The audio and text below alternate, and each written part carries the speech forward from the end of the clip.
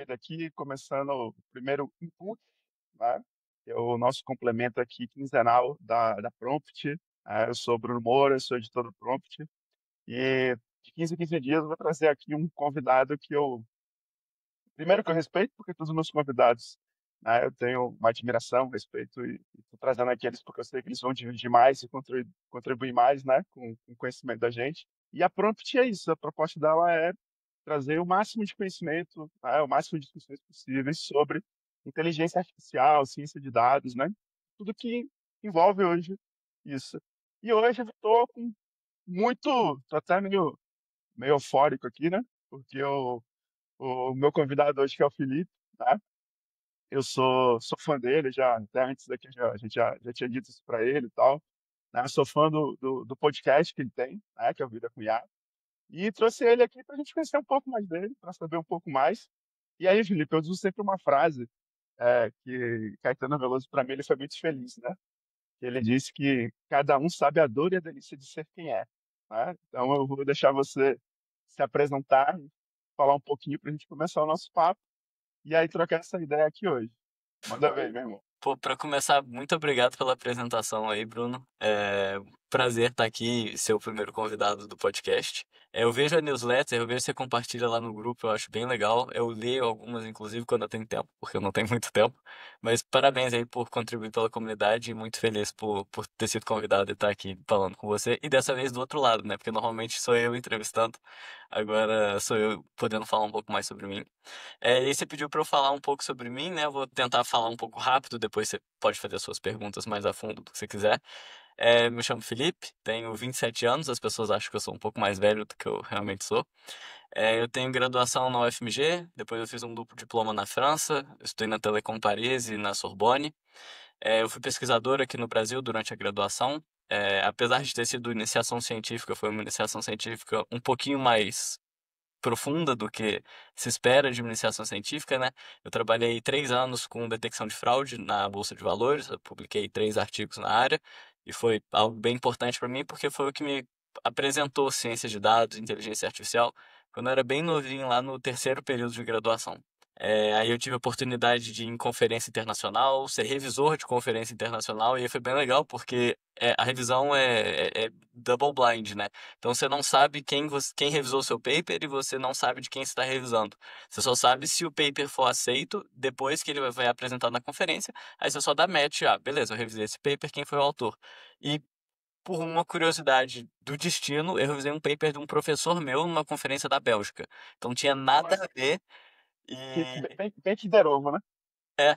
E assim, passou, né? O paper tava muito bom e tal. Se foi de um professor meu, tava tendo aula com o cara. Olha que maluquice. Aí depois fui pra França, 2 anos lá. E foi inclusive na França que eu comecei meu podcast. Lá eu fui para fazer um duplo diploma em engenharia e inteligência artificial.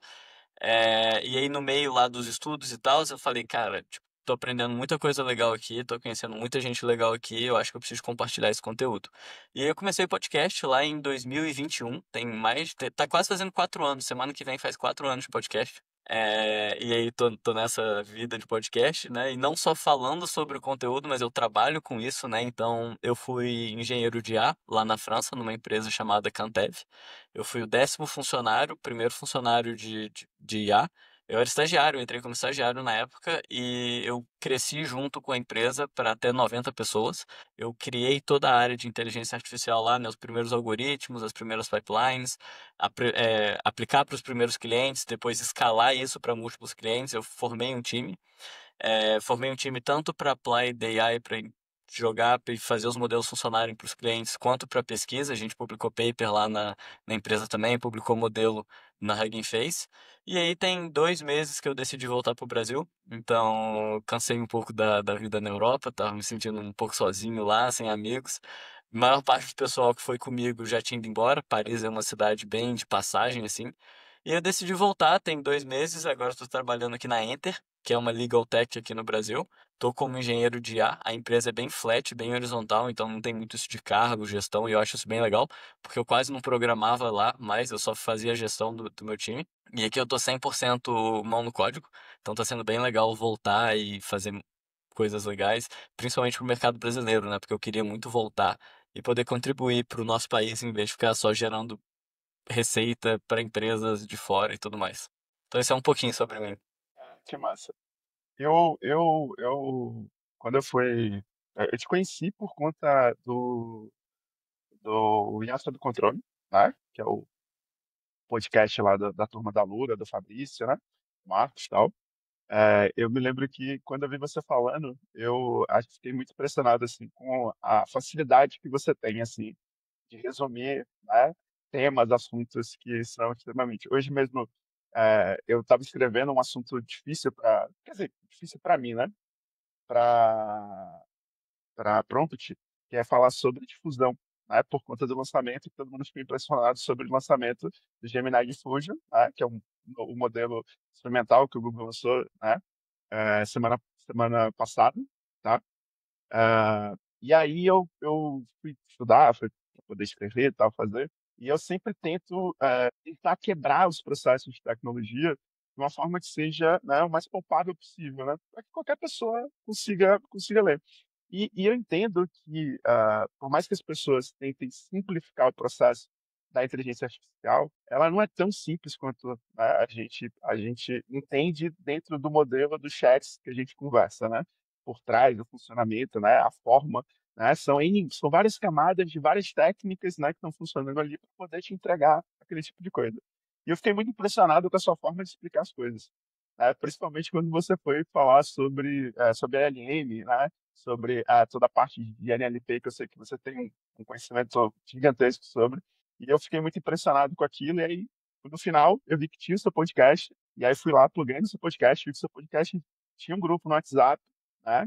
Cliquei também, fui participar do grupo e ali fui conversando e tal. A gente foi trocando uma ideia, né? Fiquei feliz que quando você foi fazer o curso, né? Seu curso de inteligência artificial, a gente trocou uma ideia, né? Porque eu também sou da área de ensino, já tinha feito outros cursos com outras pessoas, você foi me perguntar, né? Como é que a ideia que você estava tendo, né? E eu fui falando ali como é que eu vivenciava essa parte e tal. E aí eu vou no papo agora, eu vou regredir um pouco de tudo que você falou, tá? Porque tem uma parte que eu acho importante, porque a gente parece que a gente já viveu uns 15 anos de inteligência artificial, né? Nos últimos tempos, né? Então a gente cada dia tem uma avalanche diferente de função, de técnica, né? E, de novo, as pessoas tendem a simplificar demais e tratam a IA como algo que surgiu ontem, né? E a inteligência artificial é uma coisa antiga, e a gente já lida com inteligência artificial sem chamar de inteligência artificial há muito tempo, né? A própria busca do Google, por exemplo, que é uma coisa que a gente tem, né, sempre foi pura inteligência artificial ali, né? Tem todas as estruturas, né? A própria preposição de como funcionam os LLMs, por exemplo, o Transformer, por exemplo, é uma coisa que o Google difundiu, fez, e já usava, né, posteriormente dentro da sua estrutura.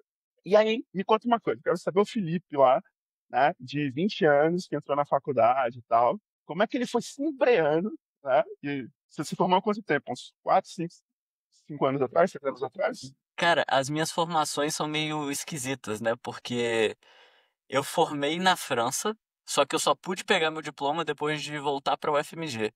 Eu acho que eu tenho diploma mesmo deve ter, sei lá, 1 ano e meio, 2 anos. Um ano e meio? Não, mas assim, do seu início, por exemplo, na tecnologia, é aí que eu queria que você falasse um pouco desse seu início da tecnologia e como você vai se embreando, porque eu acredito que você não entrou na faculdade assim, Não vou sabia estudar nada, inteligência artificial. sabia nada. Inclusive, eu acho que é até legal de falar isso. Eu dei uma palestra uma vez que eu recebi um retorno bem legal, que é quando as pessoas me escutam, elas parecem um pouco que eu já nasci sabendo, né? Só que não, eu errei muito e eu acho que eu errei muito mais do que as outras pessoas, porque eu acho que eu tentei mais. Quando eu entrei na faculdade, eu não sabia o que era programação. Eu fiz engenharia de sistemas na UFMG e eu adoro contar essa história porque você vai ver que, tipo, todo mundo é ser humano e todo mundo erra pra caramba. Quando eu entrei na faculdade, eu não sabia o que era programação. Eu entrei na primeira aula de algoritmos e estruturas de dados na UFMG. E o professor, antes de explicar o que é printf, ele explicou recursão. Recursão é uma parada extremamente complexa em programação. que basicamente é você ficar empilhando coisas. Em vez de você ter algo sendo executado um depois do outro, você fica empilhando e depois você desempilha. Então, é um pouco mais complexo.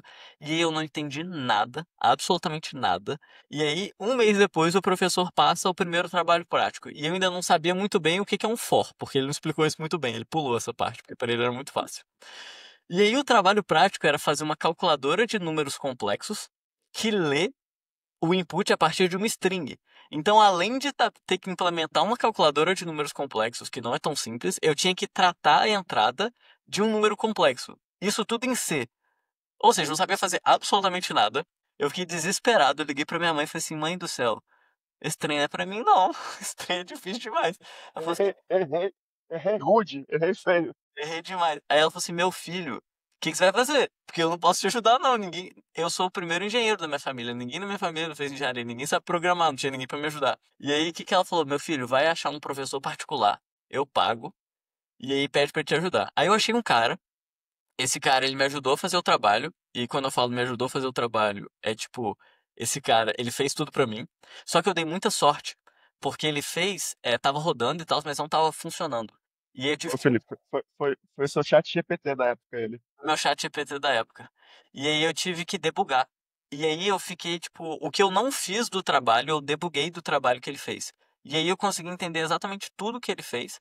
E foi o jeito que meio que a galera faz hoje, né? Tipo, o ChatGPT gera, ou você tem as paradas no Stack Overflow, e aí você bota isso pra rodar, não sabe nem vai funcionar, e você tem que debugar. E foi assim que eu comecei a aprender programação, e depois eu tomei gosto, porque eu aprendi. Aí eu fui fazer as outras matérias e tudo mais, e aí eu entrei na iniciação científica. A pergunta era sobre isso, né? Como que eu entrei na área? Como é que você se encontra com o estudo de inteligência artificial, de ciência de dados, né? Como você se depara com ela, então? Legal. E aí eu entrei para fazer uma pesquisa, porque eu queria muito fazer empresa júnior, só que eu não passei no processo seletivo da empresa júnior duas vezes. E aí eu falei assim, tá, mas eu quero fazer alguma coisa. Eu fiz a matéria de algoritmo de estrutura de dados 2, eu mandei bem. Aí eu falei com o professor, olha, posso fazer IC com você? Ele falou assim, olha, eu não tenho bolsa, mas se quiser, chega aí. E eu fui lá, era no mercado financeiro, uma área que eu tinha zero interesse, e ele falou assim, ah, aprende esses algoritmos aí, Markov, são algoritmos clássicos de otimização para o mercado financeiro. Eu estava fazendo, não estava gostando, até que eu tive uma ideia, que era, olha, aconteceu o Joesley Day, lá em 2017, e eu falei assim, não é possível que só tem uma fraude na história do mercado financeiro brasileiro. Brasil, o país que a gente é brabo em fazer fraude, só tem uma na história. E é o trem mais óbvio, você tem informação privilegiada de alguma coisa que vai acontecer, por que que você não usaria? E aí o que que eu fiz? Falei assim, não, isso tá errado. Falei pra ele, ele falou assim, olha, eu não acho que você vai achar nada, porque alguém já teria achado. Mas se você achar, a gente pesquisa isso. E aí eu achei, e aí eu fiquei, tipo, pesquisando, pesquisando, pesquisando, e era muito mais dados puro, mesmo realmente ciência de dados. Pegar uma base de dados, analisar manualmente, plotar gráfico, achar correlação de variável, criar variável nova, e aí chegou na parte de, ok, eu tô fazendo isso tudo manual, como que eu automatizo o processo de identificação de fraude? E aí, teve um cara que me ajudou muito. O meu professor, orientador, ele não era da área de ciência de dados e ele não sabia absolutamente nada. Só que tinha outros professores que sabiam. E ele tinha um amigo da época de faculdade, né, que ele fez doutorado junto, que é o Humberto Brandão.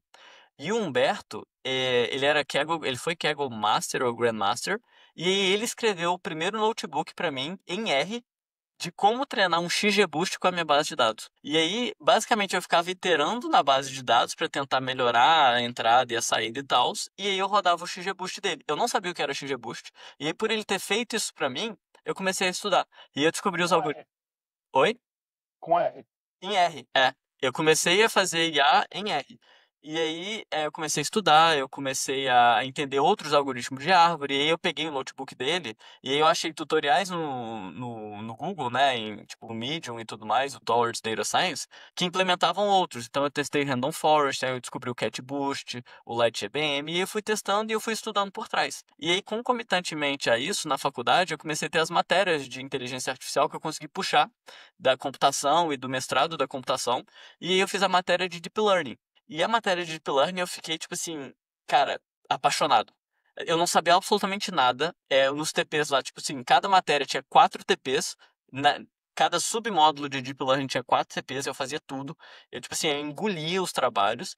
E aí eu mandei tão bem que no ano seguinte teve um curso de Deep Learning que a UFMG deu para Petrobras e eles me chamaram para ser monitor.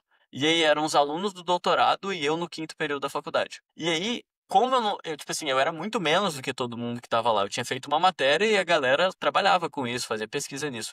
Então, antes de cada aula da para Petrobras que a gente fazia, eu estudava, tipo assim, tudo. Eu sabia os trabalhos de cor, porque eu era monitor de trabalho, então eu sabia tudo de cor.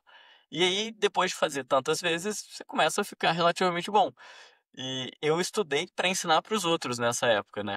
Então foi assim que eu conheci a inteligência artificial. Tipo assim, tanto alguém me jogou. Um problema que apareceu e aí eu tive que usar IA para resolver, e aí alguém me ajudou a dar o primeiro passo e depois o primeiro passo que eu fui buscando, quanto para a parte de Deep Learning, que tipo assim, eles me deram o braço e eu fui pegar o corpo inteiro. Porra, que massa. Cara, uma das coisas que mais me ajudou na vida a aprender qualquer coisa foi me esforçando para ensinar outras pessoas. Uhum, Sempre quando tem um processo onde eu preciso, né, de alguma forma, ajudar outras pessoas ou ensinar tal, eu acho que foi uma das coisas que mais me incentivaram a aprender.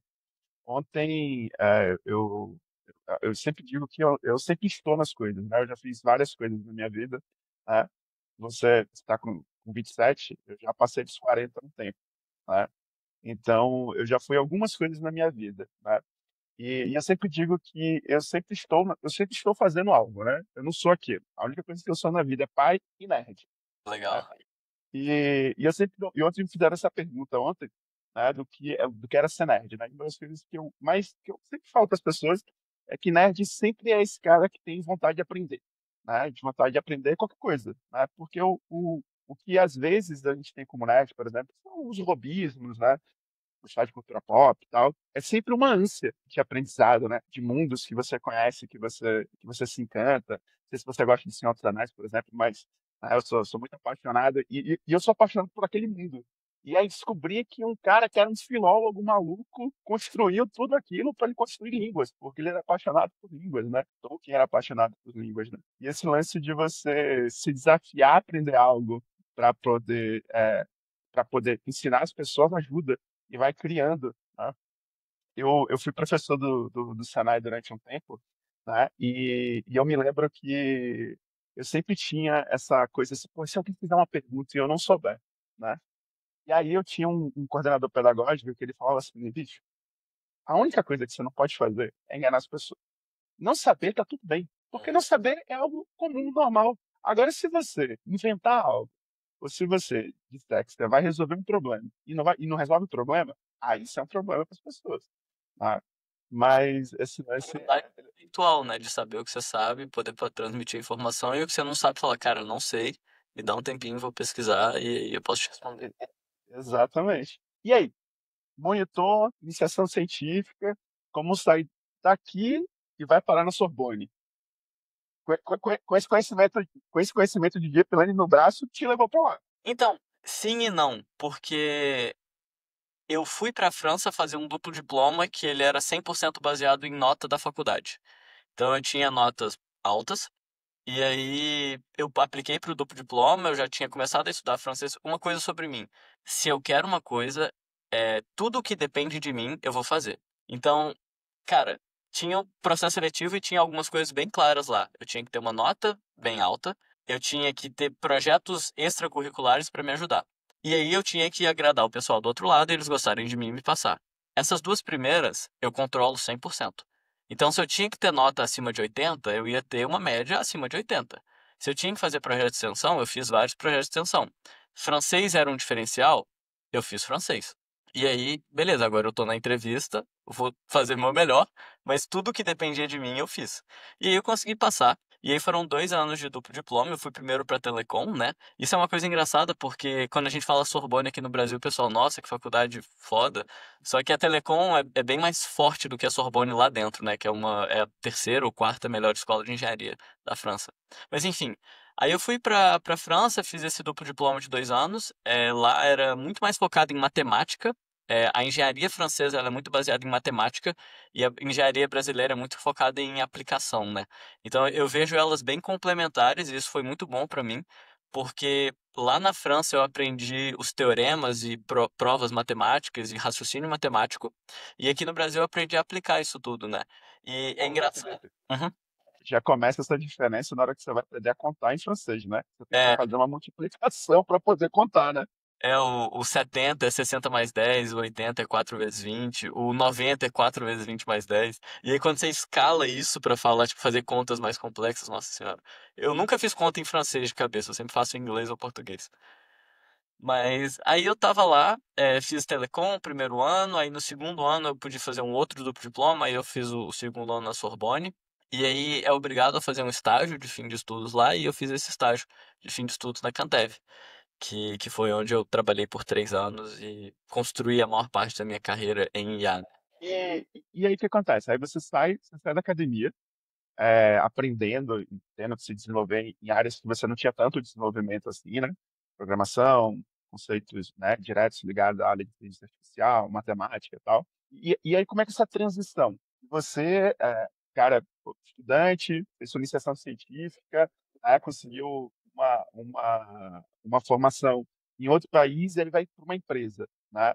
E aí você vai trabalhar de novo com fraude, e aí vem desse processo que você teve com fraude. Boa pergunta. Cara, então, quando eles me venderam o sonho lá no processo seletivo, a maior parte era mentira, né?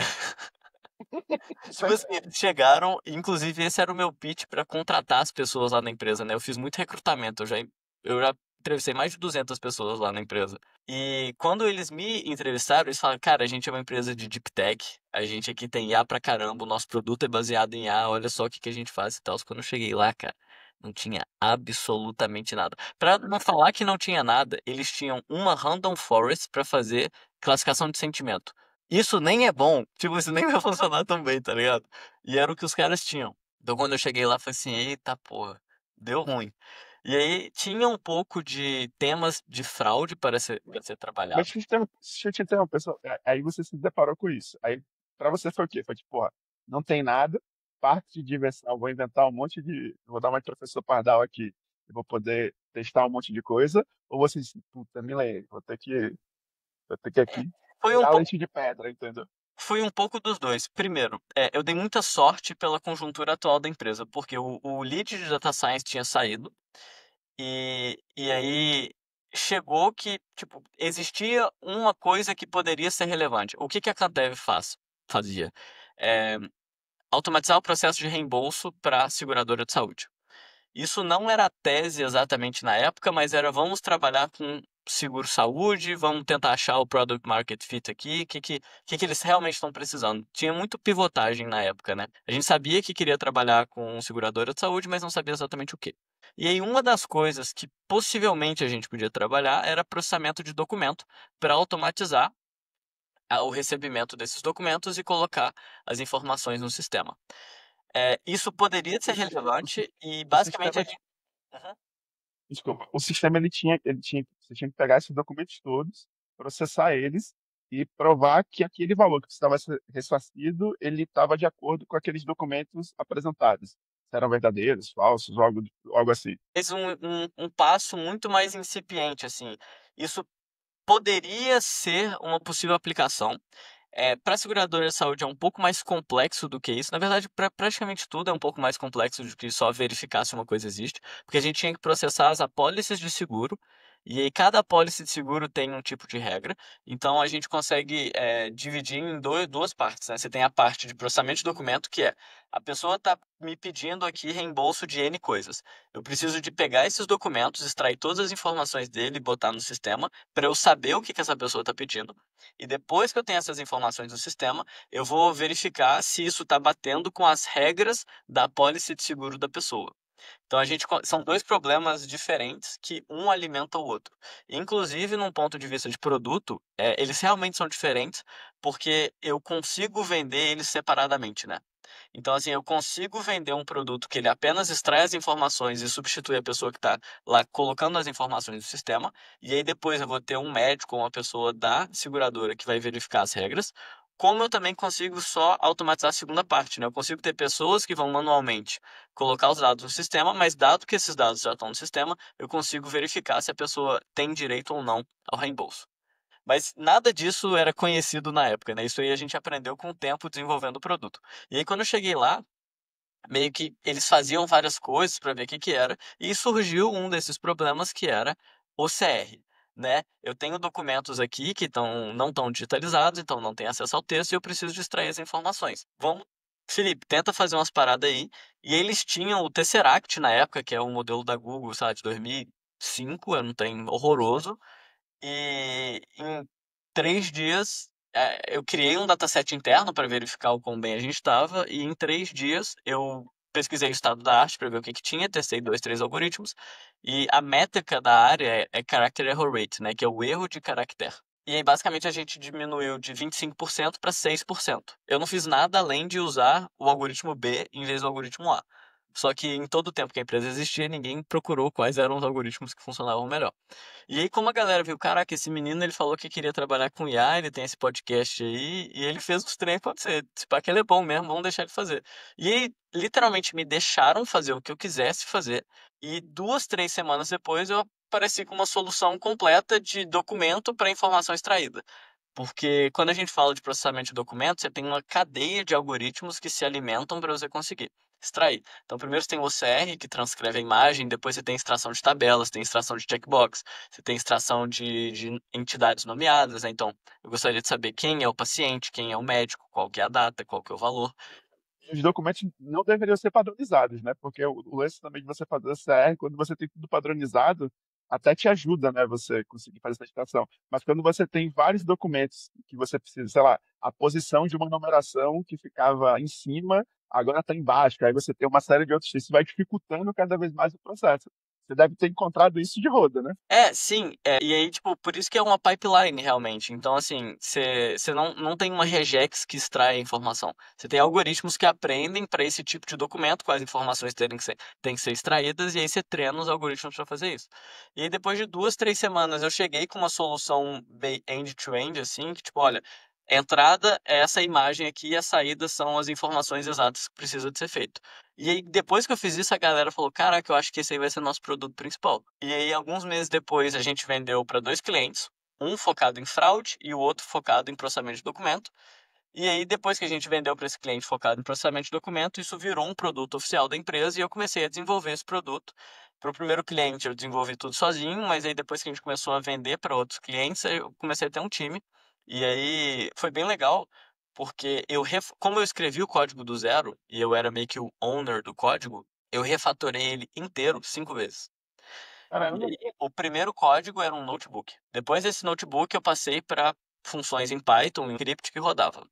Depois disso, eu passei para classes. Depois disso, eu passei para classes que elas tinham um template básico, e esse template básico ele poderia ser abstraído para outras funções que são basicamente modelos diferentes. Qual que é o problema? A gente vendia para a seguradora de saúde do mundo inteiro. E aí eu preciso de processar documento em espanhol, preciso de processar em chinês, em tailandês, em Vietnã, e eu realmente processei em todas essas línguas. Então eu não podia ter o mesmo algoritmo, eu precisava de algoritmos diferentes. Então eu criei uma estrutura, né, eu criei um pacote interno que eu consigo ter um modelo em chinês, um modelo em espanhol, um modelo em tailandês e um modelo em português, que estruturalmente no código é exatamente a mesma coisa, mas eu vou treinar um modelo que eu vou te deployar uma config e essa config o meu pacote sabe o que loadar. Então o meu time de engenharia de machine learning, eles conseguem criar modelos novos e colocar no pacote e deployar esse modelo sem alterar o código de produção. Então eu mudo uma configuração que sabe baixar o modelo. Mas até aí, Felipe,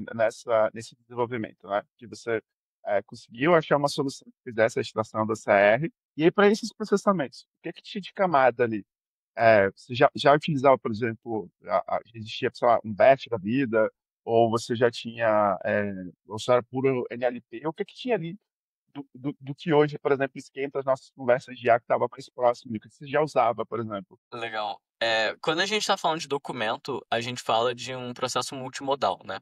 Porque quando a gente fala de BERT, a gente fala de texto. Quando a gente fala, por exemplo, de CNN, a gente fala de imagem. Só que o documento, ele é uma classe bem específica de problemas, onde o texto, a imagem, inclusive a posição do texto, são relevantes. Então você tem essas três modalidades diferentes que são bem relevantes. E aí, para você ter os melhores algoritmos, você precisa de incluir essas modalidades para o modelo aprender. O exemplo que eu gosto de dar é tipo assim, imagina que eu te dou um documento em japonês e eu te peço para extrair o nome da pessoa, você não vai saber, porque você só está visualizando o documento, mas você não consegue ler. E a mesma coisa se eu extrair todo o texto e colocar ele em uma linha gigantesca de 1.500 palavras. E eu te pedir para extrair o nome da pessoa, você vai conseguir, mas vai demorar pra caramba. Agora, se eu te dou a imagem, se eu te dou o texto e a posição para você ver isso tudo e conseguir extrair a informação, fica muito mais fácil. Então, se é mais fácil para os humanos, por que não também dar essas capacidades para os algoritmos? Ele poder ver, ele poder localizar e ele poder ler. E aí os modelos que eu usava na época eram modelos multimodais. Tem a família do Layout LM, que é os modelos da Microsoft, tem Lilt, tem o Dunnett, que são variações desses modelos, né? E aí eu usava mais esse tipo de modelo para fazer as minhas tarefas. E aí quando é que essa enxurrada, por exemplo, né, onde a gente discute muito desses modelos, por exemplo, dos LLMs, por exemplo, que a gente tem agora. Por exemplo, na Prompt eu nem falo mais assim de modelo de lançamento, porque já me cansou, porque como toda semana é um diferente, um relançamento do mesmo, acaba que, enfim, né, esse crescimento dos LLMs fica muito, muito gigantesco. E quando é que os LLMs entram, por exemplo, para você no seu processo de trabalho e no seu processo de estudo também? Porque, por exemplo, no seu processo de iniciação não existia ainda, né, não existia uma OpenAI, por exemplo, né, existiam esses modelos, por exemplo, que você já tinha, né, dentro de Microsoft, mas eram bastante experimentais até, não tinha nada de comercial ainda, tal. Quando é que o, o- o LLM fundacional, por exemplo, ele entra assim para você fazer as coisas? Eu comecei a usar o ChatGPT, tipo, no mês que lançou, e eu fiquei muito curioso para entender o que que tinha mudado, né? Porque como eu já estava bem atualizado com a literatura, como que a gente teve um passo tão grande de um mês para o outro, sendo que não lançaram tantos papers diferentes? Assim, não foi um incremental. Assim, ele completamente disruptou todo o jeito que a gente, tudo que a gente acreditava por inteligência artificial, né? Todos os modelos eles iam mais na vibe de encoder only, né? Que eram modelos que processam a informação e é isso. E aí o ChatGPT, ele veio mais nessa vibe de tipo assim, eu vou te dar informação, que é o modelo decoder only, né? O modelo predecessor dele, o GPT-3, ele era um modelo legal, muito poderoso, mas não era tão fácil de usar, porque não sabia interagir e tudo mais, e era relativamente caro para você usar também, então assim, as pessoas não usavam muito na prática. E eu acho que o ChatGPT, ele não só trouxe a qualidade técnica que a gente precisava para usar esses modelos, que foi o que veio com o Reasoning, mas ele também trouxe a abertura para todo mundo da internet poder usar, que foi uma interface muito legal. E eu diria que, inclusive, o ChatGPT é mais uma revolução de interface do que uma revolução de algoritmo. Porque você conseguia fazer muito o que o ChatGPT faz na época, né, 2022, com o GPT-3, só que era muito difícil de usar. No longínquo ano de É, 2022. nós tem 15 Vou, anos. vou 3 anos atrás. Exatamente. Nem 3 anos, né? Tem 2 anos e meio. ChatGPT foi em 2 anos e meio. 2022. É... E aí lançou o ChatGPT, eu fiquei bem maravilhado, mas ele ainda não batia os meus algoritmos. Foi a partir do GPT-4 que ele realmente começou a bater os algoritmos estado da arte em diferentes áreas. Mas o ChatGPT ele já era bem útil para algumas coisas, né? Quando começou a surgir RAG, a gente começou a ver algumas aplicações que antes não eram possíveis, que se tornaram possíveis. Eu não usei ChatGPT em produção até o GPT-4o, então nem o GPT-4 eu não usei em produção, eu fiz POC, que é prova de conceito, com o GPT-4 e com o 3.5, mas para botar em produção mesmo foi só o 4o, quando ele começou a trazer multimodalidade, né? Porque como eu trabalhava muito com documento, mandar só o texto, ele não conseguia raciocinar tão bem quanto os meus modelos treinados. Mas a partir do 4o, que o processo de raciocínio e seguir as instruções ficou muito melhor e ele começou a conseguir raciocinar com imagem, aí eu comecei a usar esses modelos em produção. Então, eu acho que eu diria que foi aí pelo meio de 2023, final de 2023. E aí, eu vou te fazer uma. Eu tinha comentado com você que eu ia te fazer uma provocação, né? A gente discute muito sobre esses modelos fundacionais todos, né? Tá? A gente tem Gemini, tem o Gemma, a gente tem Llama, a gente, sei lá, tem tantos que eu nem. Acho que agora surge tantos, os asiáticos vêm produzindo também modelos tão bons quanto os ocidentais, enfim, uma gama de um monte de coisa. E aí vem sempre essa perspectiva, né, da evolução tecnológica dentro das classes desses modelos fundacionais e tal. junto com as brigas hoje geopolíticas com tecnologia, e você, é uma coisa que eu falo, a gente, como você falou, acho que o grande mérito do ChatGPT foi ter dado ter difundido esse poder, essa interface, onde você consegue interagir com uma tecnologia tão complexa de uma forma tão simples, né? É, e aí eu queria saber você, nessa sua experiência, por exemplo, de pesquisador, de quem conheceu, né, esses processos todos fora, de quem implementou antes de ter tudo isso, né, algo relevante, e tal, né, que tem, né, OCR, processamento em diversas línguas diferentes, e tal. E a gente fica falando o tempo todo sobre os fundacionais. O que a gente, por exemplo, no Brasil, pode evoluir que não está no rol, dessa briga dos fundacionais e que é extremamente importante para o crescimento da inteligência artificial hoje, por exemplo, e que a gente pode sobressair. Eu falo muito, por exemplo, que a gente fica discutindo muito sobre os fundacionais, mas a estrutura hoje, por exemplo, dos SLMs, por exemplo, dos Small Quad, por exemplo, que é o que você fazia, você criou ali um smallzinho que fazia todo o seu processo para aquilo, né? Para aquela identificação de documento, para aquele processo que pegava a CR, tinha que ler, tinha que transformar, tinha que saber se era japonês, se era francês, se era alemão, tinha que consultar, voltar de novo e tal. Como é que você enxerga isso, né? Se você concorda com isso também, com essa perspectiva que a gente fica discutindo sempre esse processo dos fundacionais, mas não olha a inteligência artificial como um todo, né? Como um conjunto de tecnologias que precisam ser alinhadas e moldadas para trazer mais camadas de tecnologia de evolução, né? Porque só os fundacionais não vão resolver, né? Uhum. Não sei se você Ah, concorda com isso. então, a provocação é o que que o Brasil pode fazer para a gente crescer no ambiente de inteligência artificial no mundo? Isso, para além dos fundacionais, né? Olha, para te ser bem sincero, eu acho que modelo fundacional tá virando commodity e a gente já perdeu essa guerra. A única empresa brasileira que realmente tenta fazer alguma coisa é a Maritaca. Eu acho que eles fazem muito bem.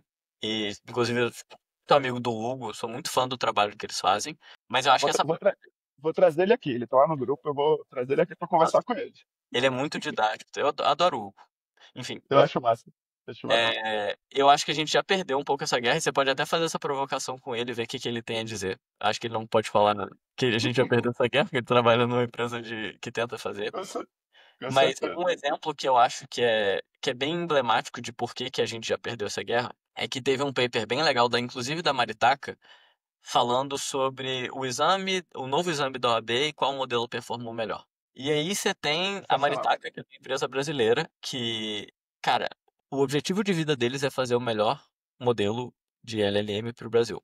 E aí você tem benchmarks claros aqui no Brasil, que é, por exemplo, uma prova da OAB, uma prova do Enem. Então, o que se espera é que esses modelos eles consigam performar melhor.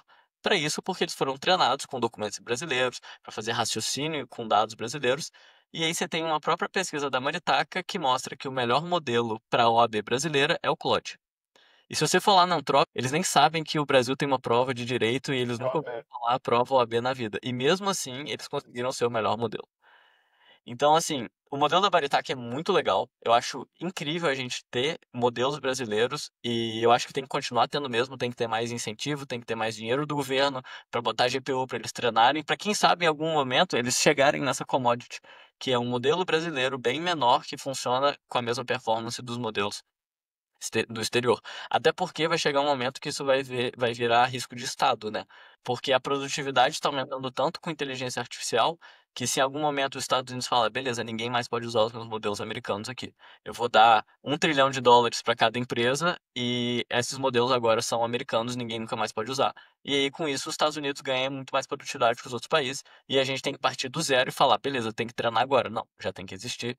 Então eu acho bem importante isso. mas você não acha, por exemplo, que com a preposição, por exemplo, e aí dessa guerra mesmo, geopolítica que a gente tem hoje de domínio tecnológico, por exemplo, a proposta dos asiáticos, por exemplo, né? Dos chineses, e não só dos chineses, tem produção, por exemplo, disso hoje também no Japão, por exemplo, é, do open source, por exemplo, né? Quanto que você acha que impacta? Porque, assim, eu não acredito, por exemplo, uma evolução hoje tecnológica que o open source ele não seja ponto principal dessa difusão da tecnologia, por exemplo, né?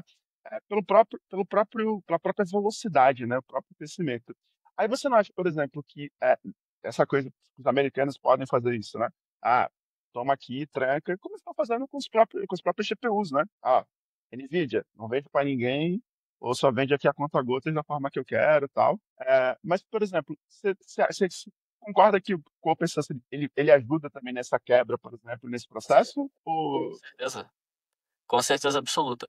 Eu tenho um pouco de pé atrás da gente sempre falar que a China é bonzinha, porque tudo tem interesse por trás. Então, sei lá, vamos Então, entender por que que a Meta é a única empresa que faz, americana, né, que faz open source de tudo que eles fazem. E eu sou fãzaço da Meta por causa disso, né? É porque eles não têm cloud para vender modelo. Por que que a Microsoft, ela tem... modelo, o modelo de negócio dele não favorece esse tipo de... Exatamente. E o modelo de negócios da Meta é ser o bonzinho, porque eles perderam muito com a imagem deles, né, com todas as tretas que aconteceram lá nos Estados Unidos em relação à privacidade de dados e tudo mais. E aí eles viram alguma coisa que pode elevar a imagem deles perante ao público, que é fazer open source.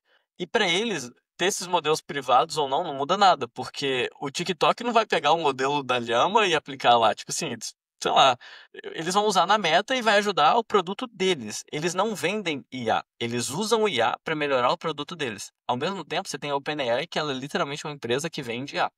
Se alguém tiver uma empresa, uma IA melhor do que a OpenAI perde receita. Se alguém tiver uma IA melhor do que a Meta não perde receita. Ela pode deixar de ganhar talvez um pouquinho mais, mas ela não perde receita. Então, acho que a gente entender o open source é entender também um pouco da motivação por trás das empresas. E olha, eu acho incrível o que todas essas empresas chinesas estão fazendo. Eu tenho um pouco de ressalva em relação à galera que fala, cara, o DeepSeek tá aí, por que que você não usa ele local? Eu falo assim, meu amigo, 670 bilhões de parâmetros. Você tem duas H100 aí pra rodar local? Tipo assim, não, sabe? É muito mais barato você chamar uma API da OpenAI e tudo mais. Mas eu acho bem importante ter esses modelos e eu também acho que as empresas chinesas elas estão colocando tudo open source porque elas estão atrás. Eu acho que se fosse o contrário, se fosse as empresas chinesas começando com os modelos, eles iam fazer um business só disso e os modelos não seriam open source. E aí talvez seriam as americanas que estariam correndo atrás, colocando coisa open source para chamar atenção para eles. Então eu acho que querendo ou não é uma guerra e também é uma guerra de narrativa, né? não concordo. E eu acho até que eu nem tenho esse pensamento assim, maniqueísta do ponto de vista de bem e mal, essas coisas. Para mim, todo interesse, tudo tem um porquê. O fato, por exemplo, dos chineses, por exemplo, ah, fazerem, né, construírem suas estruturas no pessoal, isso é uma coisa simples. Tá? É uma coisa de disputa de hegemonia. Pô, se eu pegar aqui e o Brasil precisar pagar royalties para os Estados Unidos e o meu não vai pagar nada, e ele vai pegar e vai botar para rodar, por exemplo, minha evolução, meu processo tecnológico de ter, né, Rússia, Brasil, sei lá, qualquer país que não seja tão aliado com os Estados Unidos no seu processo de uso, eu vou fazer minha tecnologia crescer, né? E aí, para mim, esse é o grande parâmetro, né? Essa grande quebra. Eu fui estudar um pouco, também escrevi esses dias para Prompt, né, falando sobre a questão agora dos processadores da Huawei, né? É, que eles estão produzindo e tal, não sei o quê, que ainda está, né, bem atrás dos processadores da NVIDIA. E eu fico pensando, né, de, cara, quando esses malucos conseguirem, porque eu acho que vai. Eu não acho que não vai ser por muito tempo que vai ter esse domínio, tá?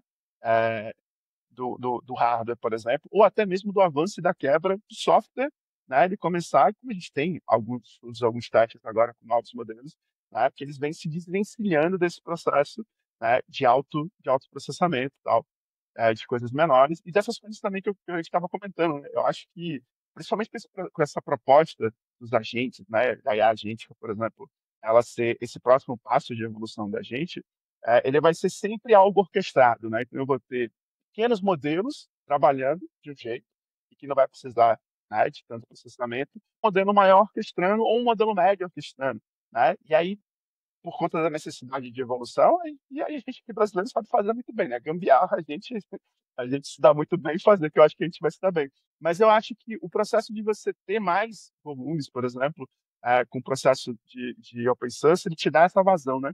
Essa disputa, ela fica, né? Você não fica tão presa, por exemplo, né? Essas questões, até da geopolítica mesmo, né? Te dá mais vazão para você poder evoluir. Mas, ô Bruno, eu acho que é bem legal falar disso, porque eu queria fazer uma provocação inversa, né? Você falou, cara, como que o Brasil a gente consegue é, crescer na área de inteligência artificial? E eu acho que sempre que a gente está falando de IA hoje em dia, a gente fala muito de LLM e SLM e tudo mais. Então, cara, eu não consigo combater com fundacional, mas eu consigo pegar um modelinho, tipo, expert aqui pequenininho. A verdade é, você precisa de um expert pequenininho? quanto que custa para você deployar esse expert pequenininho e ele ficar consumindo token lá? Às vezes o uso de GPU que você precisa para deployar isso, pela quantidade de request que você vai ter, ele não vale a pena. E para você poder deployar isso, você tem que ter um cara, uma moça, especialista em deploy de LLM, que é algo muito complexo, para lidar com batch de LLM, geração de token, deploy em múltiplas GPUs se precisar, fazer o orquestramento disso, de para onde vai cada token, quanto que isso custa? E qual que é o retorno que isso vai te dar? O que eu sempre tento falar para as Ó, pessoas, quando a gente para as pessoas que são engenheiros de IA, que estão querendo ser engenheiro de IA, é que antes de falar de modelo, a gente tem que entender qual o problema que a gente está resolvendo. E qual o problema ótimo. que a gente está resolvendo, qual que é o retorno sobre esse problema. Porque às vezes você tem um retorno bem baixo para imagina que para você aumentar 1% de acurácia, você gasta 5 vezes mais. Vale a pena? Não sei, às vezes vale, porque para o Facebook, 1% a mais de receita é 1 bilhão. E aí gastar 5 vezes mais em GPU tá suave. Só que para Cantev não era. Para Enter, hoje ainda não é, talvez no futuro vai ser. Então, quando eu escolho a arquitetura que eu vou usar, o processamento que eu vou usar, a pipeline que eu vou usar, eu sempre tento pensar no problema que eu estou resolvendo. Quanto que esse problema vai me gerar de retorno se eu resolver ele melhor ou pior? E aí, quando a gente está pensando no problema e não na tecnologia que resolve esse problema, eu acho que todos os países do mundo conseguem ser muito grandes. Então, por exemplo, eu adoro dar esses exemplos. Por exemplo, você pega a Perplexity. Cara, a Perplexity, até um pouquinho de tempo atrás, eles não tinham um modelo próprio. A Cursor, até um pouquinho de tempo atrás, eles não tinham um modelo próprio. Era basicamente uma empresa de múltiplos bilhões de dólares baseada em alguns prompts. Alguns prompts e principalmente um software extremamente bem construído. E nisso o Brasil é muito bom. A qualidade dos engenheiros de software que tem aqui no Brasil são insanas. Eu acho que, infelizmente, a quantidade de informação disponível e a qualidade dos engenheiros de AI barra data scientists aqui no Brasil, que está a desejar. Acho muito pelo jeito que é a nossa formação, né? A gente estava bem atrasado em relação a Estados Unidos e Europa para ensinar a ciência de dados, né? Eu fui fazer ciência de dados 4, 5 anos atrás. As primeiras faculdades de ciência de dados começaram no Brasil 2 anos atrás. E lá na França já tinha 4, 5 anos que isso existia. Então, no termo educacional, a gente está aí uns 5, 6, 7 anos atrás da Europa, que está alguns anos atrás dos Estados Unidos e da China. Então, eu acho que a gente tem uma capacidade muito grande de construir software muito, muito bom, e a gente conseguindo construir software com o uso de inteligência artificial já disponível, a gente consegue ganhar das empresas lá fora. Não, você falou tudo, cara. E eu gosto de fazer essas provocações, justamente, e é bom conversar com um cara como você, porque é, como a própria provocação que eu criei, ela trai, em alguns momentos, o que eu penso, né? Eu sou muito do que você acabou de falar. Esses dias eu estava conversando com uma pessoa, até uma conterrânea sua de Minas, e a gente estava batendo um papo sobre IA, e eu falando que essas discussões todas, que às vezes me dá agonia desse mainstream, que a IA a IA, que a própria palavra IA, por exemplo, ela impacta nas pessoas, né? E aí surge um monte de discussão, né? De como as empresas estão ficando para trás, que elas não sei, que precisa substituir gente, que não sei o quê. E, tipo, bicho, tu não tem nem um banco de dados, porra, né? Tu não tem nem, né, um processo, por exemplo, né, que a tecnologia na sua empresa, ela gera um fluxo funcional, por exemplo, e aí você está preocupado, né? Eu acho que se você pegar a sua necessidade e trazer, acho que a inteligência artificial ela pode acelerar você em algumas coisas, mas simplesmente pegar e jogar a inteligência artificial de qualquer jeito, né? Para você tentar uma falsa esperança que você está se tornando, né, uma empresa, ou ter uma solução que você vai fazer a disrupção de alguma coisa, não vai acontecer, né? A frustração ela vai ser muito melhor. E você respondeu tudo, exatamente isso, concordo com você. Eu acho que é por aí que a gente vai. E nem tantas soluções que têm surgido, né? A Creo AI, o Langflow, né? Briefing, né? Tem uma série de plataformas hoje de brasileiro aí fazendo bem, sem precisar estar nessa disputa, né? Que é mais robusta até. E você vai criando camadas de qualificação e de qualidade muito maior. E tem coisas, como você disse, não vai precisar de inteligência, né? De um modelo fundacional, por exemplo, para resolver, né? Um NLP, por exemplo, ou uma própria Random, por exemplo, Forest, por exemplo, para alguma ação, se você tivesse bem estruturado, tiver gente, né? e tenha capacidade. E esse é outro ponto, né? Essas discussões hoje de você ter muitas pessoas não tendo a qualificação necessária para poder te ajudar. E aí você fica pegando todo o hype, os jargões que foram formados. E aí, pegando nisso, cara, eu queria que você falasse de duas coisas. Do seu curso, né? E do Vida com IA, né? Pô, como é que essa coisa de você, né, fazer essa divulgação, ajudar a comunidade, né? Trazer seu conhecimento, pô, que a gente, esse tempinho que a gente está aqui, você já demonstrou quanto, né? A gente nem arranhou no seu conhecimento aqui, né? E aí eu queria que você falasse um pouco, né? Por que que você criou um curso e por que que o Vida de IA, o Vida com IA surgiu na sua vida? Tá, eu acho que eu vou começar com um podcast, porque ele é. Eu acho que eu trato ele como meu filho mesmo. Eu gosto muito. Podcast, eu criei ele, eu acho que em junho de 2021, porque eu tava lá na França e eu adorava falar de IA com os meus amigos, com a minha família. E minha mãe não aguentava mais de eu falar no telefone com ela sobre inteligência artificial. Eu falei assim: meu filho, eu sei que você gosta de falar. Mas eu só te deixo falar, não entendo absolutamente nada que você fala. Tipo assim, eu não vou te pedir, mas se você quiser falar de qualquer outra coisa, eu prefiro. E eu queria falar de IA com todo mundo. E eu pensei, quer saber? Eu gosto muito de podcast. Eu escutava muito Nerdcast, eu escutava muito Data Hackers na época. E eu falei assim, vou fazer meu podcast. E aí eu falei assim, vou fazer meu podcast, mas aí qual que vai ser o nome, qual que vai ser a logo, como que eu vou Felipe, gravar? deixa eu te contar, sabe que quando foi o primeiro podcast que eu vi na vida? Uhum. Foi em 2004. Que O isso, podcast. Nerdcast então, né?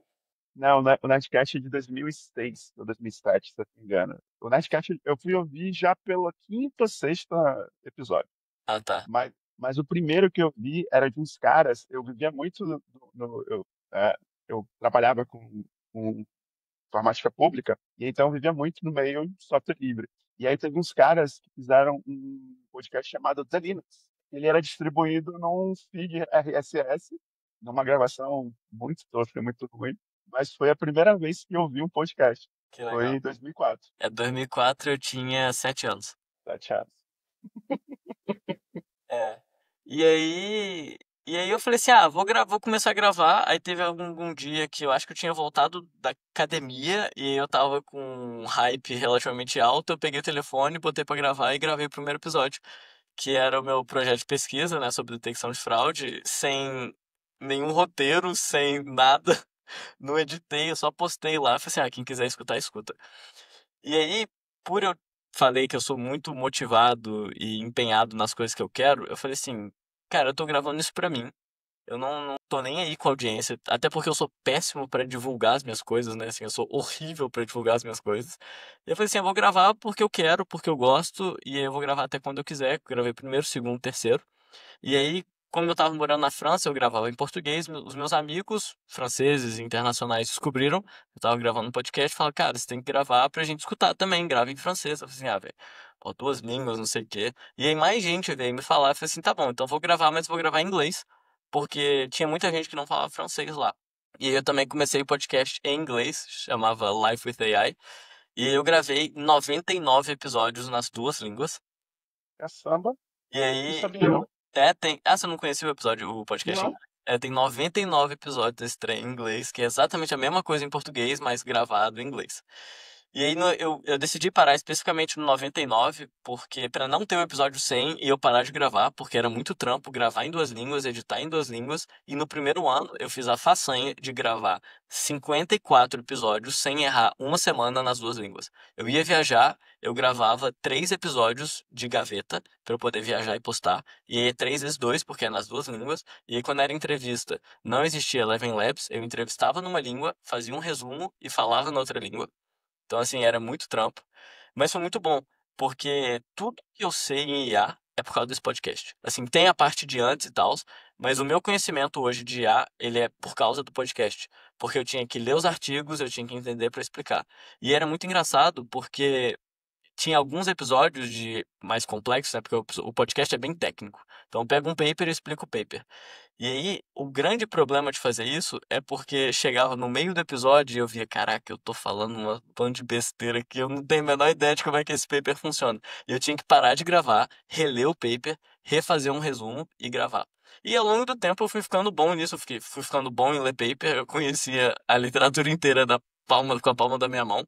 Eu sabia qual paper cresceu de qual paper, o que que foi revolução, o que que foi incremental. E aí foi muito bom, porque começou a ficar muito mais fácil de ler paper. Tanto porque eu já conhecia os papers antigos, quanto porque eu já sabia ler, já sabia qual parte ler, qual parte pular, qual parte era relevante. Eu sabia ver num paper se ele realmente era relevante ou se ele era um pouco de bullshit, se tinha coisas erradas no paper. Então foi muito bom isso pra mim. E, cara, eu diria que, tipo, 90% do engenheiro que eu sou hoje é por causa do podcast. Então, eu sou muito, muito feliz de ter gravado. Conheci muita gente legal. E foi 100% pra comunidade mesmo. Eu nunca tirei um centavo do podcast. Eu só gasto dinheiro agora porque eu não edito mais, graças a Deus. A Luísa me ajuda e eu pago ela pra editar pra mim. E aí, alguns meses atrás, que calhou exatamente com a minha volta pro Brasil, eu fiz um episódio sobre o DeepSeek, que a galera gostou bastante. Inclusive, você comentou lá no grupo também que esse episódio foi legal. E eu li o paper inteiro da DeepSeek. E foi muito bom porque eu consegui fazer esse episódio tanto político, geopolítico, né? Quanto a parte técnica. E aí é um episódio de meia hora que eu faço 15 15. E o pessoal gostou bastante.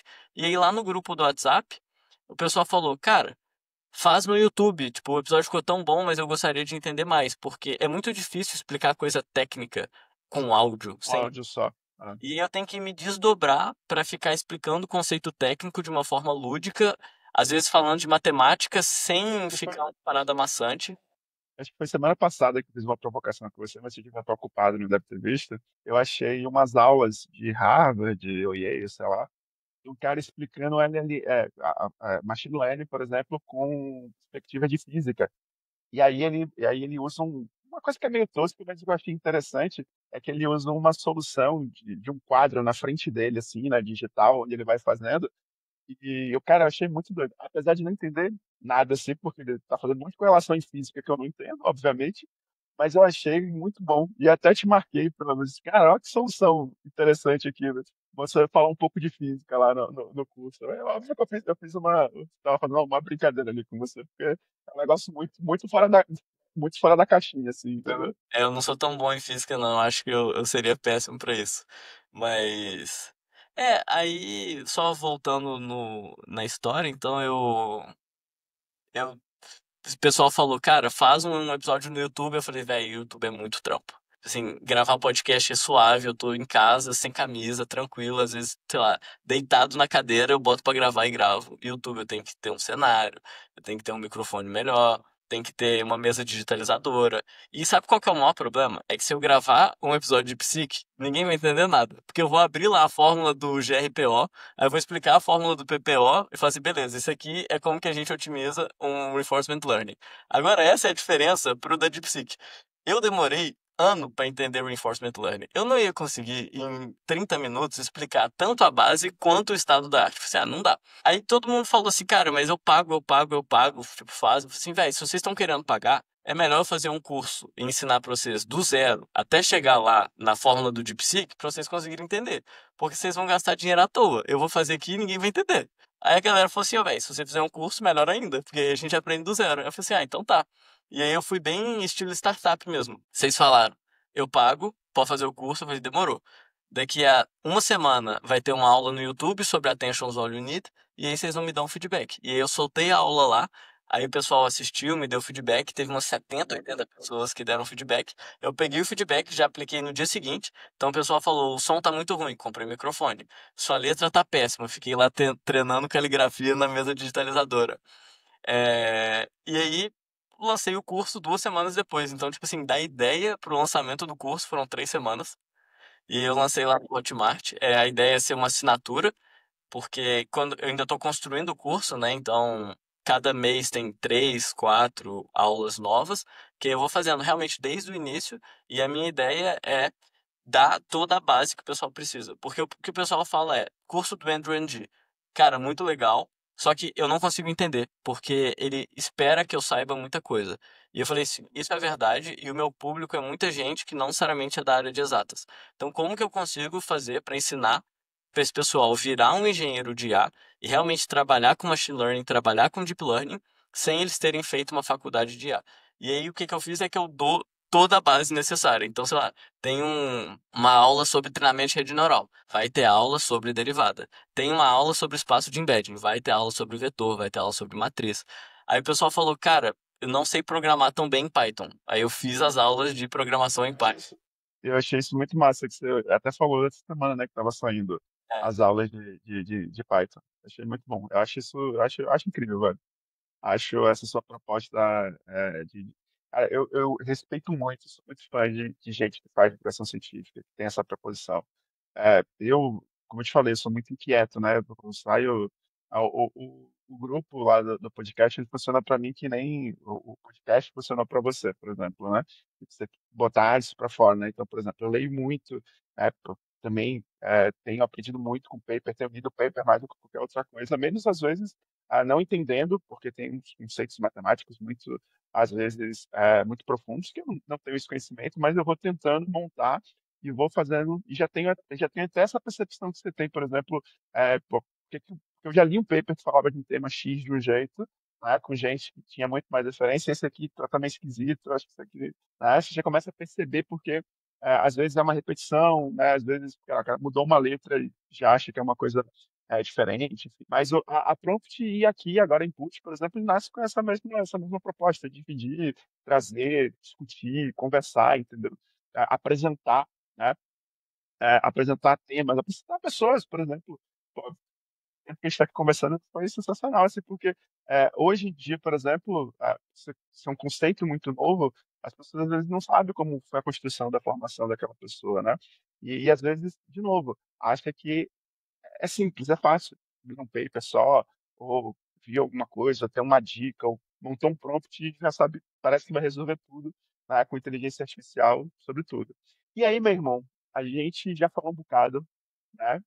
Não queria que terminasse, mas a gente precisa, porque né, já são quase uma hora e pouquinho aqui da gente bater esse papo, que tá muito bom. E aí eu queria primeiro te agradecer, meu velho. Foi um prazerzaço bater esse papo com você. Muito obrigado. Sei que você é um cara super corrido, né? E tá aqui batendo, trocando essa ideia e tal. E aí que eu queria, primeiro, né, te ouvir, te pedir três indicações, tá? Um podcast, um livro ou paper, tá? E uma newsletter. O podcast, eu vou te fazer uma pegadinha. Não vale o Vida com IA, porque eu já vou referenciar ele, né, o seu curso e tudo, aqui dentro da News, tá?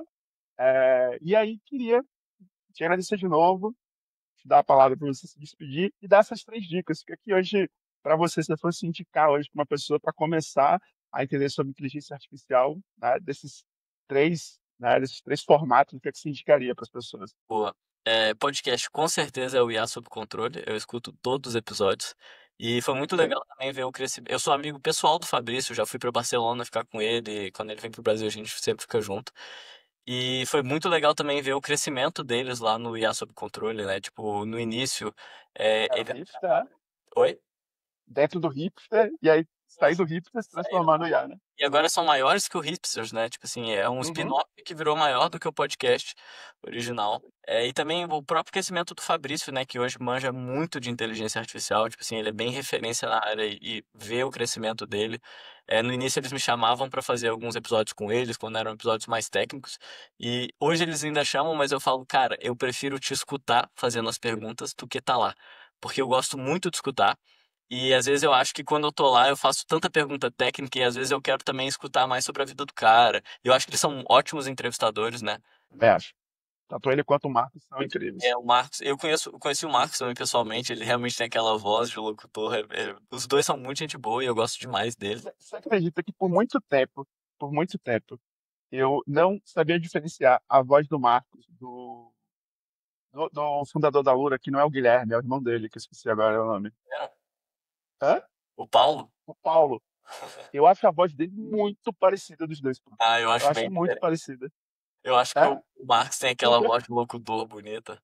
não, acho que eu ouvi tanto eles no Hipster, os dois no Hipster, que quando eles se separaram, na minha cabeça, a voz do Marcos era a voz do Paulo. E aí ficou um tempo até eu descobrir que o Marcos era Marcos. Foi muito tempo depois que eu disse, por que Marcos? Eu tô achando que é o Paulo que tá falando, aí depois que eu fui associar essas duas vozes da minha cabeça. Eu acho que paper não tem como não falar de Attention All You Need. É um paper que eu tenho de cabeça, tipo assim, eu sei as fórmulas de cabeça, eu sei a ordem que eles fazem as coisas. Tem também o paper do TR-OCR, que era um paper bem importante na área de OCR, que quando eu trabalhava com isso eu também conheci o paper de Core, mas eu acho que como paper eu tenho que falar de Attention All You Need, que é a base que a gente tem hoje e o transformer usado no ChatGPT ele é bem parecido com o Transformer original lá de Attention All You Need. Então, você entender bem esse paper, você consegue entender muito bem o que está acontecendo hoje. Todo o resto, pós Attention All You Need, é bem incremental. Eu acho que, tirando o Mixture of Experts, que é um pouco mais fora da caixinha, tudo é incremental. E em newsletter, eu vou te ser sincero que eu não sou muito de ler newsletter, então qualquer coisa que eu estiver falando aqui, eu não conheço muito bem. Então eu vou ter que falar a sua, né, a prompt. Eu já li alguns textos que você colocou lá, mas eu realmente não sou muito de newsletter e eu não tenho tanto tempo. Então eu tenho que, sei lá, eu pego um paper específico e leio, e ultimamente eu nem tô lendo tanto paper porque eu tô meio sem tempo, mas enfim, eu queria a sua prompt. Acho, cara, pô, obrigado. Não vou nem refutar esse jabá seu aí, porque para mim é só orgulho, né? E é uma outra coisa que eu sempre falo lá pelo grupo, que é, gente, olha, eu tô também, tô no aprendizado dessa escrita, né? Olha, a prompt ela foi criada justamente para mim poder tentar canalizar cada vez mais essas muitas coisas que eu leio, que eu escuto, que eu vejo, mas ela também ela tem a intenção de crescer com as pessoas. Então, irmão, no dia que você vê alguma coisa lá que você acha que tá fora da caixinha, lá que tá meio esquisito, manda uma mensagem, fala, amor, ó, aqui tá ruim, vamos mudar aí. Mas ela nasceu justamente com essa perspectiva de de trazer mais discussão, mais conhecimento, né? E difundir, divulgar, provocar, né? Essa coisa. Meu irmão, muito obrigado. Valeu demais. Valeu pelo. Não esperaria um primeiro episódio do Input tão bom, né? Ter uma conversa tão fluida, tão agradável com você. Poder te conhecer mais, né? E de trazer exatamente isso, né? Como é que tem nascido as nossas referências e as nossas mentes, por exemplo, que discutem, que trazem conhecimento, né, sobre inteligência artificial hoje, por aqui na nossa várzea brasileira, né? Então, Que bom demais agradeço. falar com você. Eu que agradeço o convite e a oportunidade aqui de falar. E é legal também poder falar sobre mim, né? Porque eu não falo nada sobre mim no podcast. Tinha gente que, tipo, depois de 60, 70 episódios, perguntou, cara, você mora na França? E aí depois, tipo, o pessoal não sabe que eu voltei pro Brasil, ninguém sabe onde eu formei, eu não gosto de ficar falando de mim, eu gosto mais de falar, então é legal que aqui eu tenho um pouco mais de oportunidade de falar sobre minha história. Porque as pessoas têm interesse também de saber, né? Claro, não, claro que tem, e é ótimo, assim como eu, que sou uma pessoa que sou admiradora do seu trabalho, e você é ótimo saber, né, de como, porque às vezes parece que é simples, né, que só brotou ali, né, aquela pessoa, aquela figura, aquele conhecimento, pô, tem uma jornada, e essa jornada também ajuda as outras pessoas, né, a entender, né, como é que você vai, né, construir esse conhecimento, e que as coisas não estão da noite pro dia, tem uma série de formações, percepções, jeitos, né, eu sou uma pessoa que detesto muito fórmula de coisas, sabe? Porque eu acho que para cada pessoa as coisas funcionam de um jeito. Mas às vezes algo que funciona para você, ou que funcionou para você, pode ajudar que a outra pessoa encontre um caminho parecido, né? Que estimule ela aquilo e tal. Então é bom demais a gente poder ouvir um pouco e conhecer as pessoas para além do conhecimento técnico ali, literal, formal e tal. Meu irmãozão, obrigado, valeu demais, né? E aí, vamos repetir, tá? Já tô, já tô, já tô deixando aqui, né, o convite aqui, mas em qualquer outro momento eu quero conversar mais com você. Só Valeu? um Obrigado, abraço. meu velho. Abraço. Valeu.